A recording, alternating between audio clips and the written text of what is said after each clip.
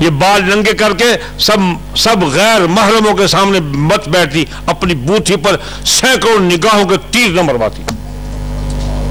قرآن کہتا ہے تیرا مقام یہ کرسی نہیں، تیرا مقام گھر ہے، تو اپنے خاوند کے بستر کی حفاظت کر اور دہلیز کی حفاظت کر۔ وَقَرْنَ فِي بُيُوتِكُنَّ وَلَا تَبَرَّجْنَ تَبَرُّجَ الْجَاهِلِيَّةِ الْأُولَىٰ، یہ جہالت کے دور کی علامت ہے بے پردگی، روشن خیالوں، اس فقیر سے سمجھو۔ علماء تو بہت اونچے اونچے بیٹھے نا۔ وَقَرْنَ فِي بُيُوتِكُنَّ وَلَا تَبَرَّجْنَ تَبَرُّجَ الْجَاهِلِيَّةِ الْأُولَىٰ، جاہلیت کی روشن خیالی بے پردگی تھی، اور جب ترقی ہوئی تو اللہ نے کہا عورت پردے میں جائے، یہ ہے ترقی۔ تَبَرُّجَ الْجَاهِلِيَّةِ الْأُولَىٰ، جاہلیت کی روشن خیالی بے پردگی تھی، اور جب ترقی ہوئی تو اللہ نے کہا عورت پردے میں جائے، یہ ہے ترقی۔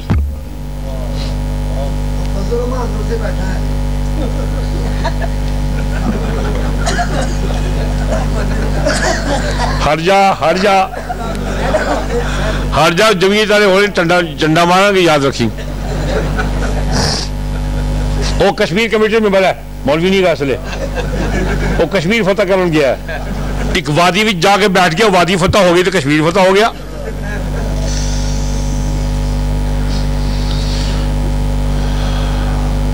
ان اللہ یأمر بالعدل، شریف برادران کو بڑی اللہ کرے آواز پہنچ جائے، کوئی پہنچا دے۔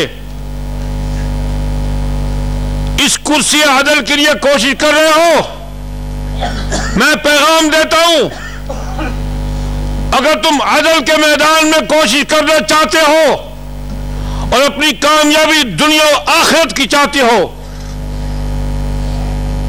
اللہ کرے بات میری پہنچ جائے،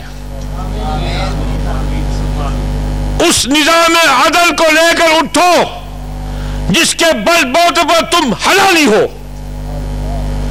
جس نے تمہیں شریف ماں باپ کی اولاد بنانا سکھایا، تم بن گئے ہو اور تم کلمہ طیبہ پڑھ کے مسلمان کہلاتے ہو۔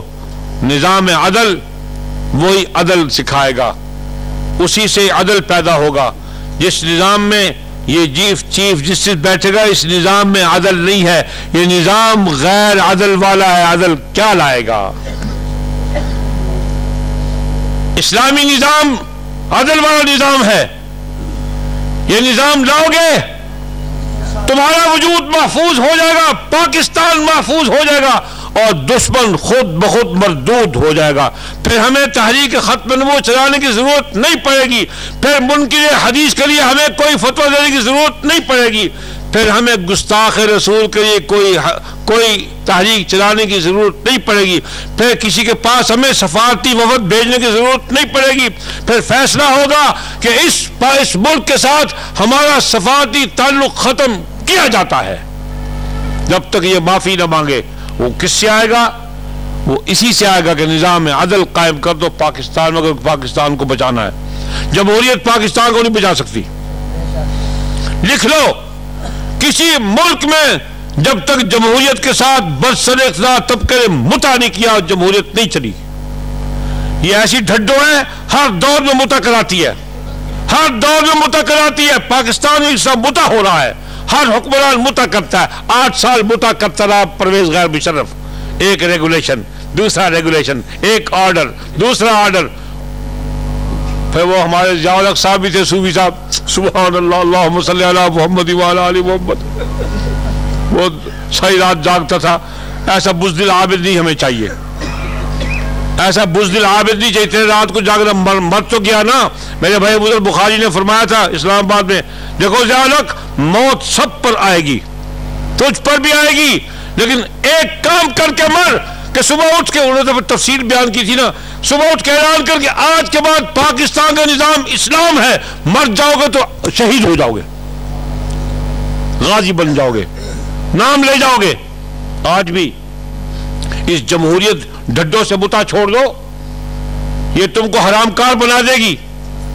پاکستان کو نظام عدل، پاکستان میں نظام عدل کے لیے تحریک چلاؤ، ہم تمہارے ساتھ ہیں۔ نواز شریف قدم بڑھاؤ، ہم تمہارے ساتھ ہیں۔ شہباز شریف قدم بڑھاؤ، ہم تمہارے ساتھ ہیں۔ عمران خان بولنگ کرو، ہم تمہارے تمہارے ساتھ ہے. سب وکٹیں اڑا لو, ایک وکٹ نہ باقی رہے, وہی پھٹی دکھاؤ, واپس آ جاؤ اس میدان میں, خدا کی قسم میں وہ ساری وکٹیں تمہارے سامنے جلا دوں گا جن کو تم اڑاؤ گے. لیکن اسلام کی گیند سے اڑاؤ, جمہوریت کی وکٹ اڑا دو, لبرلزم کی وکٹ اڑا دو, سوشلزم کی وکٹ اڑا دو, کمیونزم کی وکٹ اڑا دو, اور یہ یورپی جمہوریت ڈھڈو حرام زادی کی وکٹ اڑا دو. ایسی بدماش حرافہ ہے, اس کے پتہ نہیں کتنے کروڑ یار ہیں, تھکتی نہیں ہے, وہ تک آتی ہوئی ہے. ایسی بدماش حرافہ ہے, اس کی وکٹ اڑاؤ گے امن قائم ہو جائے گا. بس میرا پیغام یہی ہے دوستو کہ ختم نبوت کا تحفظ نظام عدل کے ساتھ وابستہ ہے, اور ہم ختم نبوت کے نقطے پر اسی لیے کھڑے ہیں کہ اگر ختم نبوت کا منصب محفوظ ہوتا ہے تو صحابہ کی عزت و عصمت اور ہماری ماؤں کی عزت و عصمت محفوظ ہوتی ہے, اور ہماری مسجدیں محفوظ ہوتی ہیں, مدارس محفوظ. اور سب سے بڑی بات یہ ہے, اگر ختم نبوت کا تحفظ ہوتا ہے تو اسلام کا قانون محفوظ ہو جاتا ہے. ورنہ اگر تحفظ ختم نبوت نہیں ہے تو ہر آنے والا جھوٹا نبی نیا قرآن لے کے آئے گا, نئی حدیث لے کے آئے گا, نیا قانون لے کے آئے گا. جیسے مرزا غلام احمد قادیانی ملعون نے کہا کہ میری شریعت میں جہاد حرام ہے, میری شریعت میں جہاد حرام ہے. کس کس بات پہ لعنت بھیجو گے؟ مولانا محمد علی صاحب مرحوم فرمایا کرتے تھے, میں جب اس کی کتابیں پڑھتا ہوں نا تو اعوذ باللہ اور معوذتین کثرت سے پڑھتا ہوں, اس لیے کہ بڑا دجل ہے اس میں. آج ہی میں کچھ عبارتیں دیکھ رہا تھا سور کی. کہتا ہے میں صرف ایک نہیں ہوں, میں بہت کچھ ہوں. میں آدم ہوں, میں نوح ہوں, میں عیسیٰ ہوں, میں موسیٰ ہوں, میں اسحاق ہوں, میں یعقوب ہوں, استغفر اللہ, ابراہیم, نعوذ باللہ, میں محمد ہوں. اور اگر ان سب کی صفات میرے اندر ظاہر نہ ہو تو میں جھوٹا ہوں. ان تمام انبیاء کی صفات میرے اندر موجود ہیں. اور ایک جگہ بکتا ہے, کہتا ہے کہ میرا مقام ایسا کہ سب نبیوں کے سر کے اوپر میرا مقام ہے.